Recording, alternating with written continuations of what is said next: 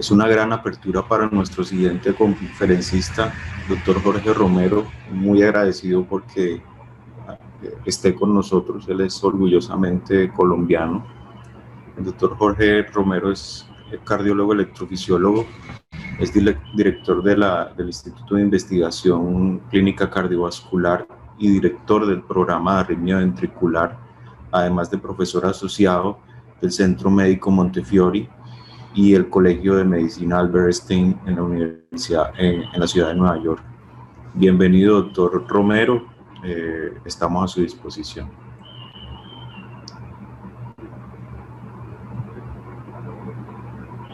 Doctor, ¿nos escucha? Sí, claro, dame un minuto. Ok. Ahí ven las diapositivas. ¿Me escuchas? Sí, puede hablar un poco más duro, subir el volumen. Ok. Primero que todo, muy buenos días. Muchas gracias al Colegio Colombiano de Electrofisiología, al doctor Miranda, al presidente, y a mi amigo y colega Juan Carlos Díaz por la invitación.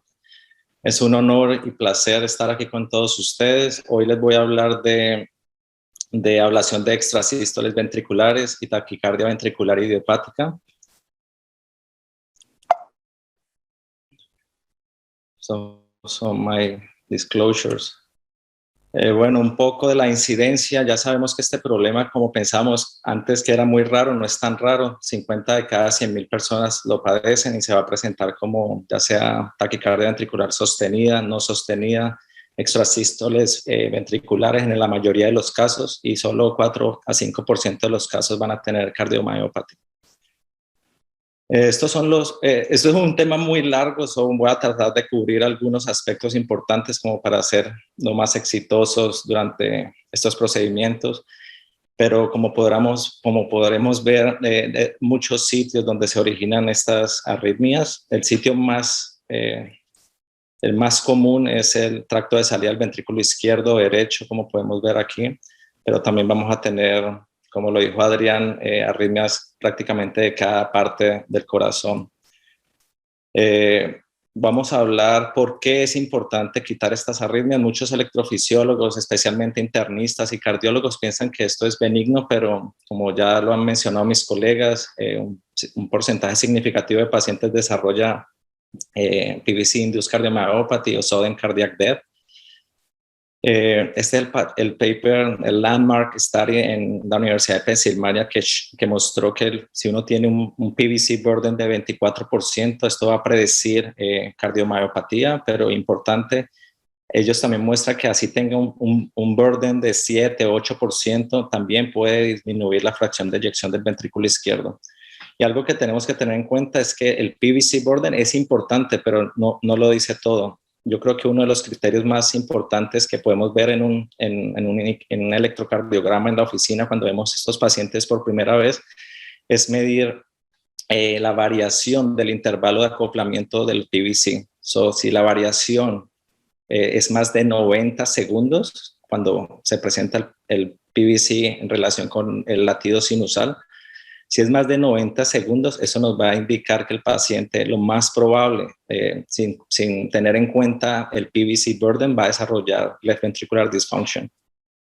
Este es el síndrome que... esto también lo demostró Dr. Shiv Kumar en UCLA, también usando la variabilidad del intervalo de acoplamiento. Si es más de 60 segundos, eso nos va a predecir dos cosas. Uno, que el PVC se está originando en la Great Cardiac Vein o en los senos de Valsalva, y también eso está relacionado con muerte súbita o síncope. El doctor Ackerman y el doctor Asirbatan en la clínica Mayo, ellos fueron los primeros en reportar en el 2013 un síndrome maligno cuando pacientes tienen PVCs originándose de los tractos de salida o de los papillary muscles, y aparte tienen prolapso de la válvula mitral, pero cuando envuelve las dos valvas de la válvula. Esto cuando tenemos estos pacientes, ellos van a tener bigeminismo, van a tener un porcentaje mucho más alto de taquicardia ventricular sostenida o no sostenida, y van a tener múltiples morfologías de estos PVCs, lo que hacen muy complicado hacerle ablación a estos pacientes. Y la mayoría de estos pacientes deberían de tener un desfibrilador, así sea exitosa la ablación. Algunos aspectos importantes, como dijeron varios de los colegas esta mañana, yo sé que obtener imagenología es bueno con un ecocardiograma, pero es supremamente importante que tratemos de obtener una resonancia magnética cardíaca por varios motivos. El primero, para evaluar el prolapso de la válvula mitral mejor que en un ecocardiograma. Y como sabemos, dependiendo qué tantos PVCs tenemos, eso se va a correlacionar con la mortalidad de todas las causas en estos pacientes. O sea, es importantísimo que definamos si el paciente tiene o no prolapso de la válvula mitral. Más recientemente, este artículo demostró que si uno tiene disyunción del ánulo de la válvula mitral, ¿qué es la disyunción del ánulo mitral? Es un problema como espacial entre la valva posterior de la válvula y la pared posterior del ventrículo izquierdo. Entre más esa distancia está separada, eso se va a correlacionar con taquicardias ventriculares. Y importante, si uno tiene disyunción del anillo mitral sin mitral valve prolapse,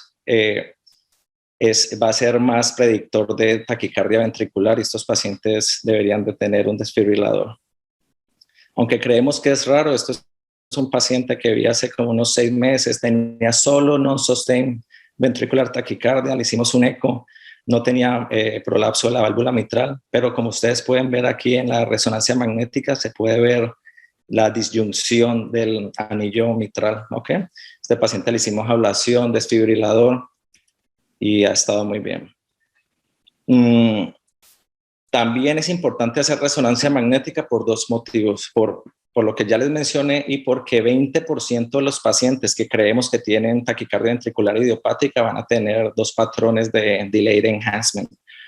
El patrón más común es cuando tienen un patrón inferolateral subepicárdico, y otro patrón es el ring pattern, un patrón de anillo. Aunque este patrón es mucho menos frecuente, Pascual Santangelo de la Universidad de Pensilvania acaba de publicar este artículo. Si vemos el patrón de anillo en el ventrículo izquierdo, como podemos ver aquí en rojo, la sobrevida de estos pacientes es casi 60%, comparado a 80% si tienen inferolateral subepicardial substrate, o si no tienen delayed enhancement en lo absoluto en la resonancia magnética. Entonces es una forma buena de estratificar los pacientes para decidir si se les va a poner o no un desfibrilador. Este es un score que creó la Universidad de San Francisco, se llama el ABC-BT Score, y ellos incluyeron solo 4 aspectos para determinar si el paciente va a tener disfunción ventricular o mortalidad. Escribimos un editorial al artículo escribiendo que pues, es un buen artículo, pero olvidaron incluir todos los aspectos que les acabo de mencionar. Esto es importante. Cuando era un fellow en el Brigham hace unos años, nosotros escribimos este artículo con Dr. Stevenson, y esto es importante porque cada vez que tenemos un paciente con taquicardia ventricular idiopática y le hacemos ablación, esto es un follow-up a 14 años. La mortalidad de estos pacientes es negligible, casi 0, comparado a la mortalidad que tenemos con los pacientes de isquímicos y no isquímicos. Entonces debemos de tratar de hacer todo lo que podamos para eliminar estas arritmias. Aunque creemos que somos muy exitosos, esto es data from Brigham, UCLA and UPenn, los centros más importantes de taquicardia ventricular en el mundo. Podemos ver que tenemos un éxito más o menos con los RVOT PVCs, 80%, pero cada vez que hacemos ablación de los senos de Valsalva o el V-Summit, como va a hablar Luis Carlos Sáenz, el success rate es, en mi opinión, muy, muy malo, 60%.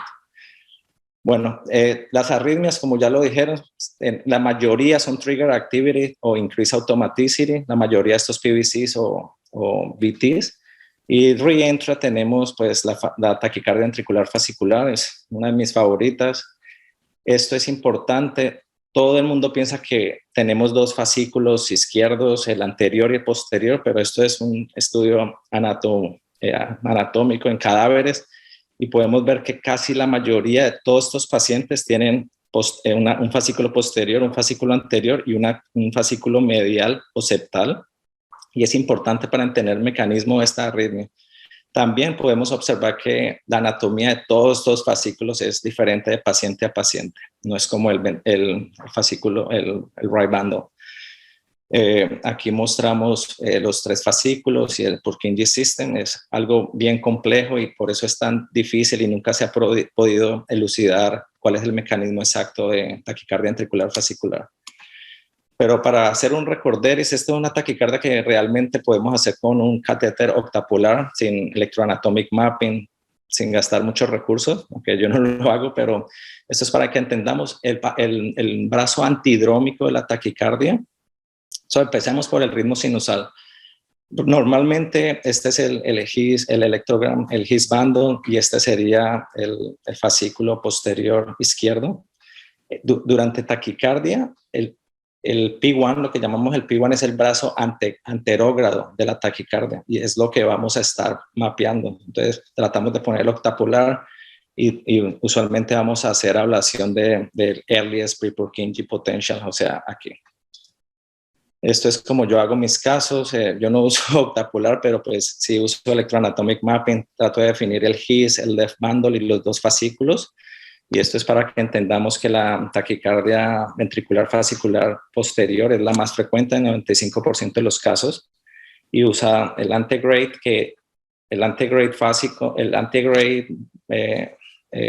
brazo de la reentry.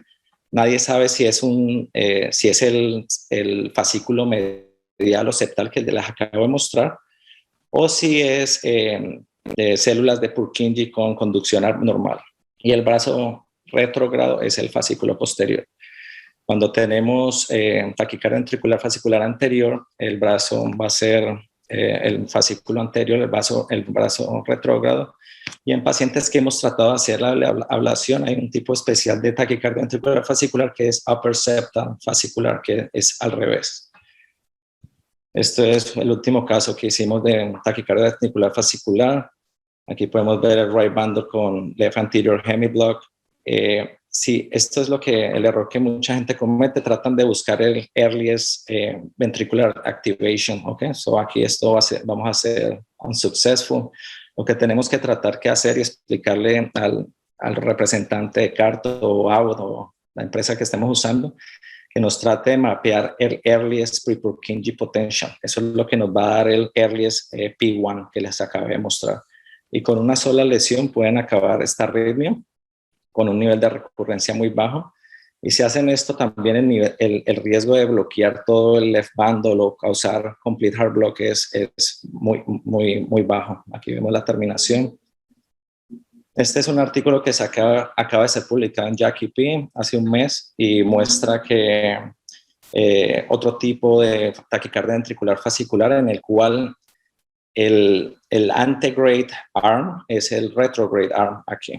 Entonces, como pudimos ver, esta es la clásica taquicardia ventricular con el P1 y esto es lo que realmente mapeamos, pero cuando es reversa, el P1 va a estar enterrado en el complejo QRS.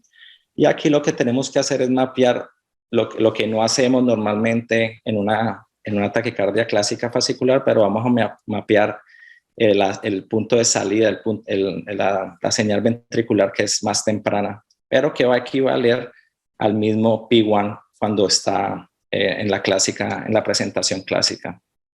Esto también es como un poquito para hablar siempre se confunde una taquicardia ventricular fascicular con una taquicardia o un PVC del músculo papilar, y esto es un artículo que publicó también un colega mío que trabajamos juntos aquí en el hospital, David Briceño, y él midió el intrinsic deflection time, y si es menos de 34 desde el inicio del complejo QRS a la parte más alta del QRS, si es menor de 74 milisegundos, eso nos va a dar una sensibilidad de 93% y una especificidad de 98% para diferenciarlo de taquicardia fascicular, de extrasístoles o taquicardia viniendo de la aorto mitral continuity o de la válvula mitral.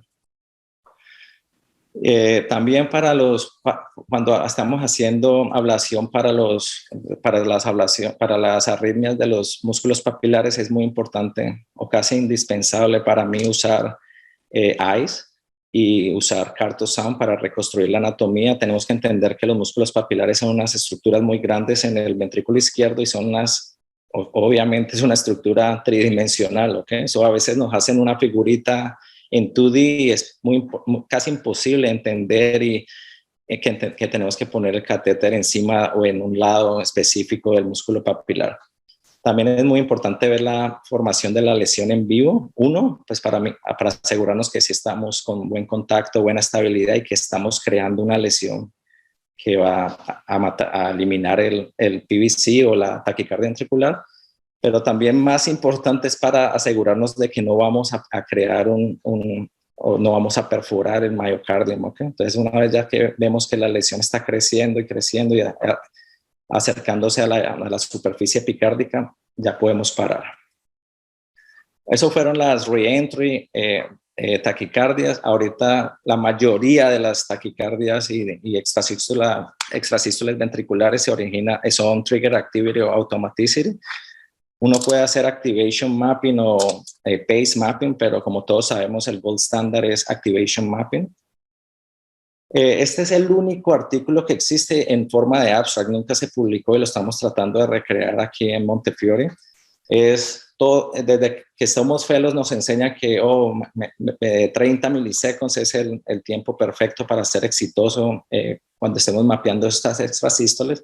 Este es el estudio, muestra si estamos menos 27 miliseconds antes del QRS, nos va a dar un success rate de aproximadamente 87-88%. Eso significa que por cada milisegundo que estemos antes del complejo QRS, nos va a dar un porcentaje de éxito más. O sea, si estamos a menos 40, casi 100% seguro que vamos a eliminar la arritmia. Esto es un artículo muy importante cuando estemos haciendo ablación por dos aspectos. Uno, cuando estemos mapeando el tracto de salida del ventrículo derecho, aquí podemos ver que hay una parte de miocardio que está cubierto por la válvula, por la válvula pulmonar. Por eso es muy importante, y tratamos de mapear y mapear y mapear, o mapeamos el left side y el right side y no podemos encontrar de dónde está viniendo el PVC. Siempre se nos olvida ir encima de la válvula aórtica, hacer un loop en el catéter y tratar de mapear esta área. También, esto es para demostrar que entre el tracto de salida derecho y el seno de valsalva derecho, solo hay unos 2 o 3 milímetros en distancia.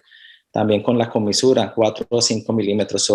Muchas veces nos ponemos como muy específicos a determinar, aunque yo soy así, pero muchas veces podemos eliminar PVCs de un lado haciendo ablación en el lado opuesto. Esto ya hablamos de esto. Bueno, importante, también ya sé que Adrián trató de explicar de dónde vienen todos los PVCs, pero algo supremamente importante es saber si el PVC viene del lado derecho o el lado izquierdo del outflow tract. ¿Por qué? Bueno, si viene del lado derecho, es fácil, estos casos se pueden hacer en 15, 20 minutos. Lo importante es tener estabilidad en el catéter. Muchas veces en esta parte del corazón, especialmente en la cara anterior del ventrículo, del tracto de salida del ventrículo derecho, obtener estabilidad es complicado. Estos pacientes están despiertos, lo que usualmente hacemos es decirle al paciente que deje respirar por algunos segundos y solo necesitamos unos cuantos segundos para eliminar la taquicardia ventricular o el PVC. Tenemos muchos criterios para diferenciar tracto de salida izquierdo o derecho. No los voy a mencionar por cuestiones de tiempo, pero solo quiero mostrarles este artículo publicado el año pasado en Heart Rhythm. Y este es el mejor criterio. Si algo se pueden acordar hoy de estas charlas, este sería el mejor criterio. ¿Okay? Ese es si ustedes miran en B1, midan los primeros 40 milisegundos de B1, la amplitud de esos 40 milisegundos. Si esa amplitud es más de 5 milivoltios, 0.5 milivoltios, recordemos que la escala es 1 milivoltio, o cada cuadrito es 0.1 milivoltios. Si es más de 5, ya sea si es positiva o negativa, si esto es un poco positivo, pero dentro de los 40 milisegundos incluye una deflexión negativa, lo incluimos, sumamos lo de arriba y lo de abajo. Si es más de 0.5 milivoltios, ese es el cutoff que encontraron para determinar tracto de salida izquierdo o derecho. Eso va a ser superior a cualquier otro criterio que ustedes puedan usar, ¿ok? Todos los criterios tratan de poner a todos los PVCs en el RVOT, pero este es un criterio más específico y más sensitivo para si es positivo para el VOT, va a tener una muy buena diagnostic accuracy. ¿Por qué es importante? Porque muchos dirán, ok, pues coger arterial access no es tan complicado y toma unos cuantos segundos. Como lo mencionaron ya, ahorita ya sabemos que cada vez que vamos al ventrículo izquierdo, así sea hacer unas cuantas lesiones, aquí las lesiones en rojo cuenta dónde se encontró el PVC, el número de lesiones que fueron dadas. Todas las lesiones en rojo ocasionaron embolismo al cerebro, ¿ok? Estos fueron solo pacientes con idiopathic PVCs o taquicardia ventricular. 60% de embolismo es supremamente altísimo. Entonces, si uno no tiene que ir a la parte izquierda del corazón, es mejor no ir, porque va a evitar, va a ahorrar tiempo, se va a ahorrar complicaciones innecesarias y le va a prevenir embolismo cerebral al paciente.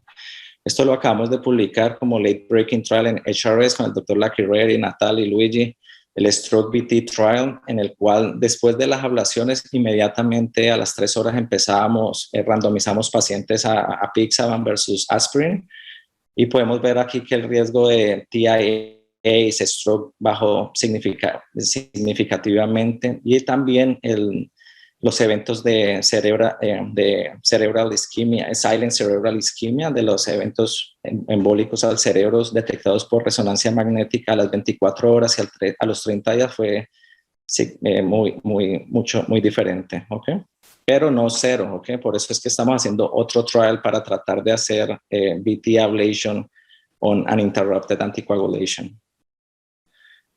Esto es para saber cómo, este es el clásico signo que vemos cuando tenemos un paciente con PVC viniendo del seno de Valsalva izquierdo, una M o una W en B1. Y esto es algo que hacemos también cuando tenemos PVCs viniendo de las cups. Es muy difícil a veces obtener buena estabilidad y contact force en esto. Entonces, la mayoría de las veces ponemos el catéter, hacemos un loop y vamos inferior a la válvula, y eso nos va a dar mejor estabilidad, mejor contact force, y así es que tratamos de eliminar casi todos los PVCs, ya sea de la cúspide coronaria derecha o de la cúspide coronaria izquierda. Aquí vemos cómo se termina el PVC con 1 o 2 lesiones.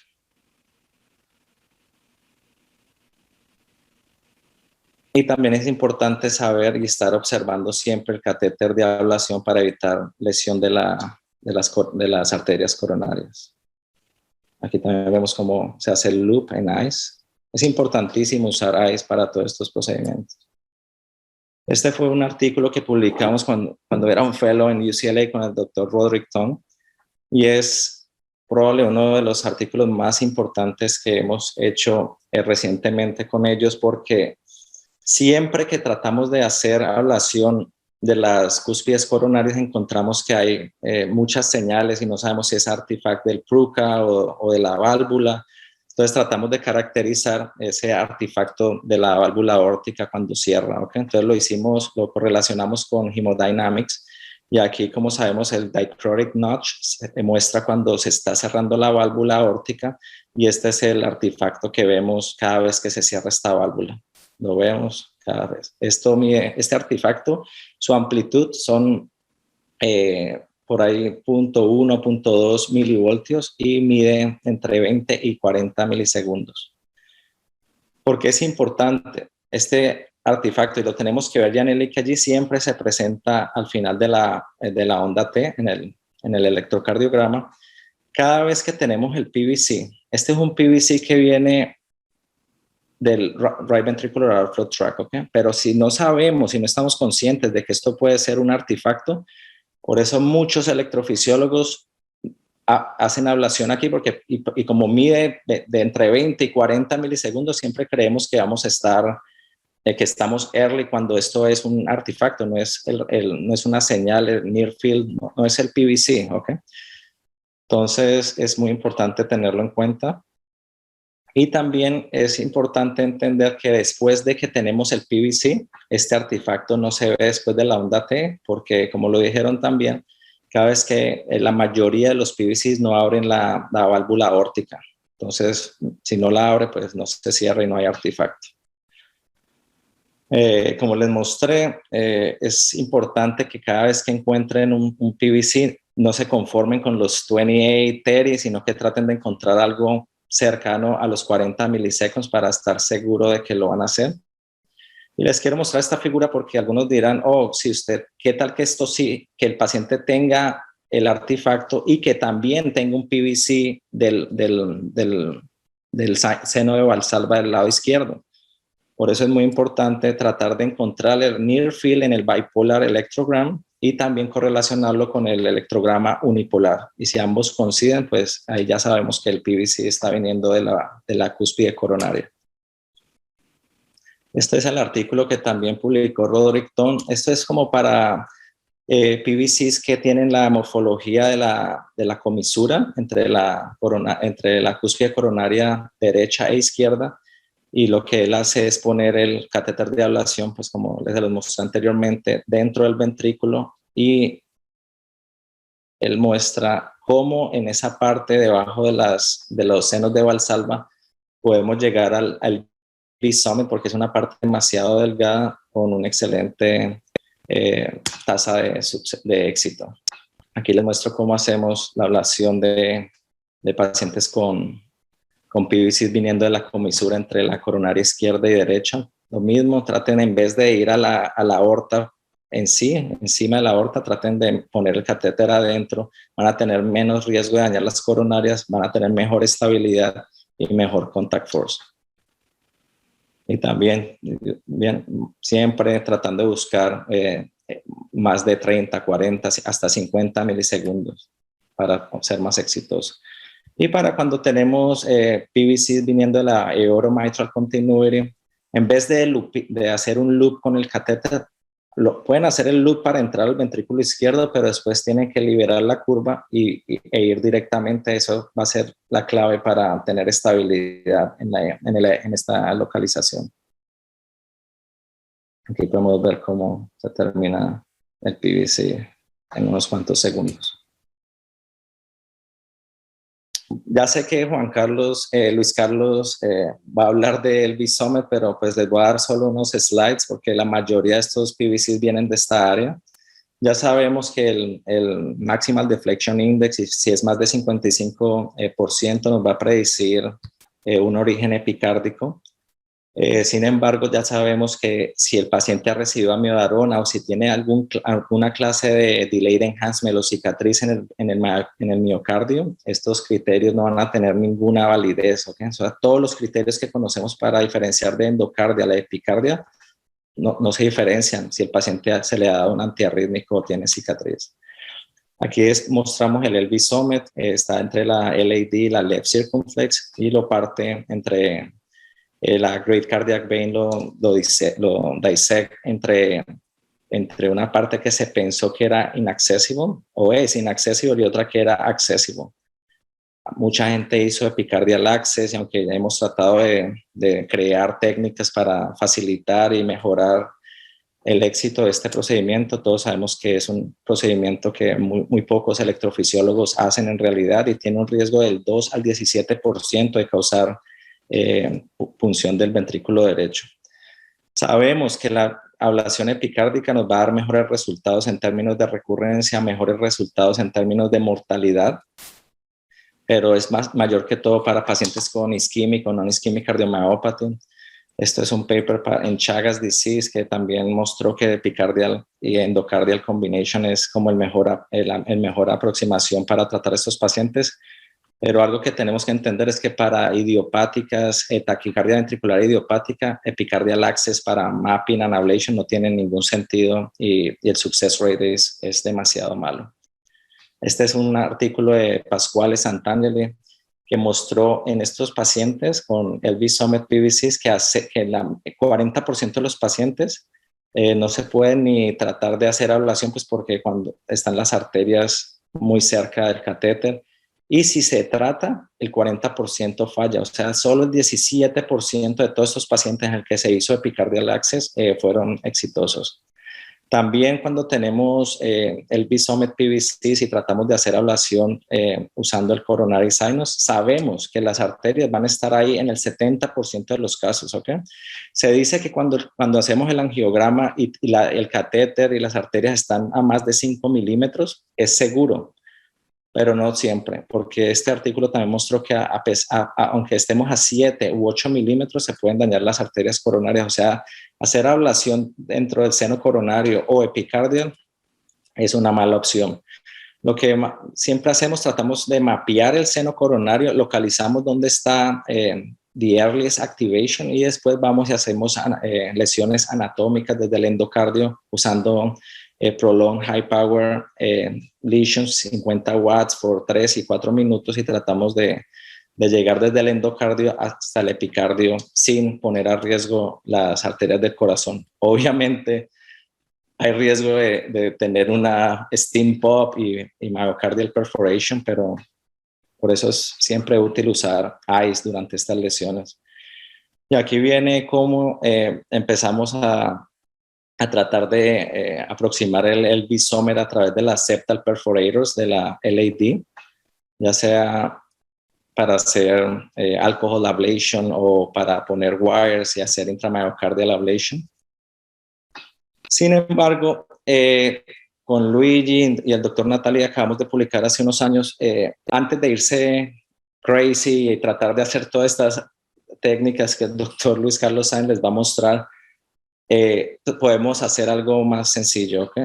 Lo principal es entender que el interventricular septum y el LV Summit en algunos pacientes mide hasta 2 centímetros en thickness. Entonces es imposible pensar que si no tenemos nada early y solo tenemos minus 20, minus 25 milliseconds pre-QRS, nada de 40, 50, 35 miliseconds, eso nos va a decir que está intramural, ya sea el V-Summit o interventricular septum, pero es imposible pensar que solo una lesión va a acabar una arritmia, ¿ok? Entonces lo que hicimos es tratar de mapear los pacientes y si no encontramos un early site más de 30 milisegundos, seguir mapeando todas las estructuras y después hacerle ablación a todos los early sites. Así suprimamos o no suprimamos la arritmia. Encontramos que los pacientes que tienen un single early site, el average de estos pacientes es 36 milisegundos, el cutoff es 30, que los separa, y los que, por eso si no tenemos ninguna activación de menos de 30 milisegundos, lo más seguro es que ese paciente tenga intramural substrate y tengamos que mapear y hacer múltiples ablaciones alrededor de esos early sites, ¿okay? Es importante saber que también podemos hacer estas ablaciones sin fluoroscopias, ya que nunca tenemos que hacer coronary angiogram con excelentes resultados.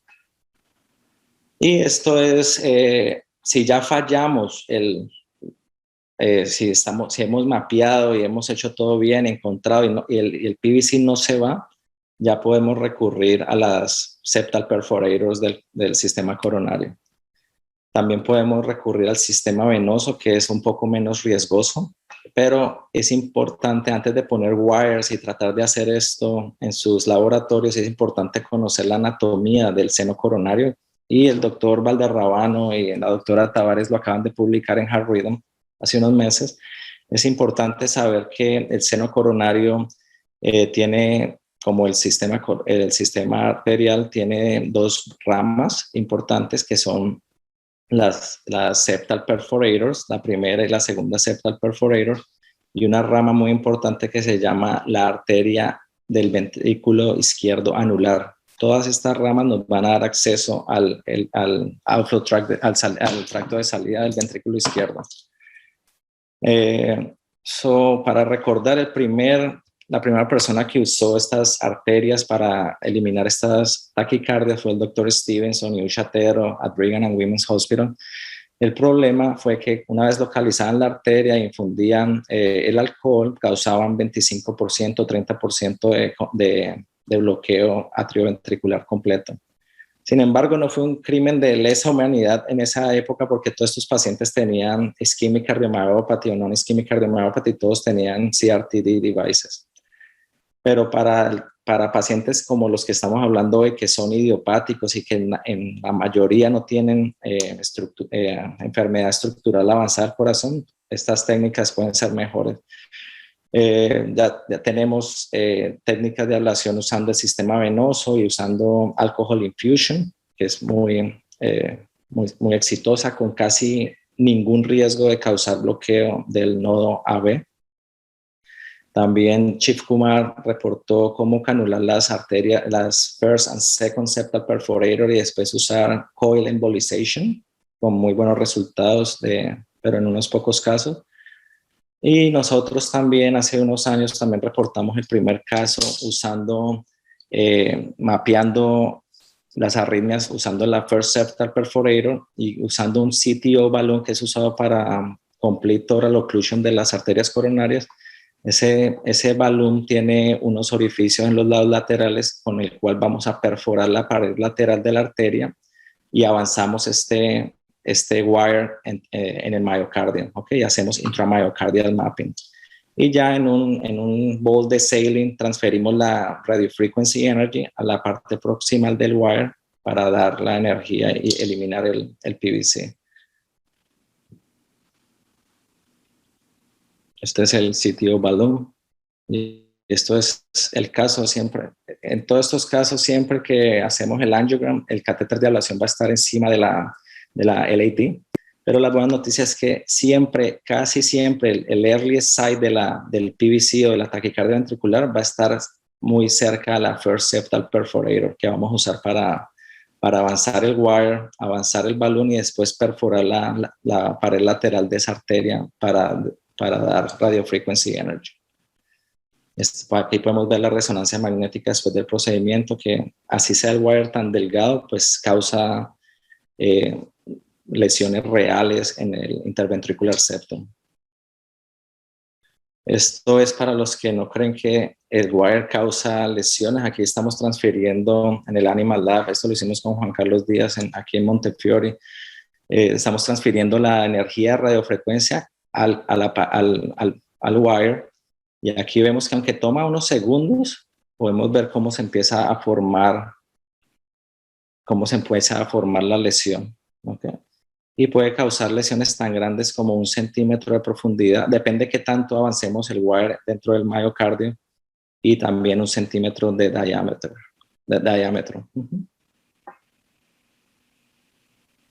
Este es un estudio multicentro de Miguel Valderrábano mostrando que en todos los pacientes que tienen ya falla de una ablación normal, a 1 año haciendo alcohol ablation del sistema venoso, puede tener un 80% de éxito, que es muy bueno en mi opinión. Esto es Fermín García y David Briceño en UPenn, también usando el sistema venoso para mapear. Lo importante de este estudio es que ellos pueden hacer entrainment con el wire en las venas, ¿ok? Entonces pueden tener saber dónde está el istmo y una vez ya tengan dónde está el istmo con el wire, ir con el catéter de ablación y hacer lesiones. La mayoría de estos pacientes necesitan lesiones en el ventrículo derecho y en el ventrículo izquierdo, pero ayuda a localizar exactamente el isthmus del reentry circuit. Con esto termino. Esto es un caso que hicimos hace 1 año aquí, un paciente que falló 3 ablaciones en otros hospitales y una ablación conmigo. Y aquí podemos ver que tenemos un PVC en la cara anteroseptal del ventrículo derecho. Está early, menos 31 milliseconds. Aquí tenemos otro PVC, que esto es algo que no se deben de confundir. Si ustedes están haciendo un caso y hay PVCs con 3 o 4 diferentes morfologías del outflow tract, es es bien unlikely que el paciente tenga 4 arritmias al mismo tiempo. Lo más seguro es que sea un PVC, ya sea del LV summit o interventricular septum with preferential conduction, con salidas con diferentes salidas en el tracto de salida izquierdo o derecho. Este es de la unión entre el JCV, anterior interventricular vein, no tan early, -20, y ya vemos que la transición es mucho más temprana comparada con este PVC, que la transición es en V3. Aquí les muestro el baseline, el paciente teniendo PVCs muy frecuentemente. Y aquí ya vemos que hacemos el angiogram para localizar dónde vamos a poner el wire. Aquí este es el earliest en el coronary sinus y podemos ver que tenemos nuestro target, la first septal perforator. Lo vamos a canular con un wire, un angioplastic wire, y vamos a avanzar. Aquí podemos ver que avanzamos el wire y estos 2 punticos son el balloon del sitio balloon que vamos a usar para perforar la arteria. Aquí ya tenemos el balloon sin el wire, y aquí ya hemos perforado la arteria con el Stingray wire. Es un wire que viene con el balloon para hacer estos procedimientos. Una vez ya hemos perforado, aquí ya tenemos el mapa y hemos conectado en forma unipolar ese alambrito, el wire con el que vamos a hacer la ablación, y hacemos intramyocardial mapping. Aquí podemos ver que cogí esta figura porque aquí tenemos las 2 morfologías de los 2 PVCs, el que viene del LV summit y el que viene del RVOT, y podemos ver que estamos a menos 75 milliseconds, a menos 90 milliseconds, o sea, súper temprano. Y aquí podemos ver cómo, aunque toma unos segundos ya dando radiofrecuencia, cómo podemos eliminar el PVC. Aquí ya, al final, ya eliminamos el PVC. Y lo más importante, a comparación de usar alcohol o coil embolization o cualquier otra técnica que totalmente ocluya la arteria, aquí podemos ver que después de hacerle el procedimiento, esta perforante septal está patente, no la hemos dañado. ¿Okay? Entonces es una ablación mucho más específica, aunque suene como complicada porque estamos usando el sistema coronario, pero es algo más detallado que va a preservar más miocardio. Y este es post-ablation, un paciente que tenía 35,000 PVCs, ahorita tiene 0. Y esta es la resonancia magnética. Como se puede ver, es unas lesiones bastante masivas. También podemos usar bipolar ablation, pero eso lo va a hablar más Luis Carlos Sáenz. Muchas gracias. Muchas gracias, doctor Romero, por su excelente conferencia y por habernos acompañado en este evento.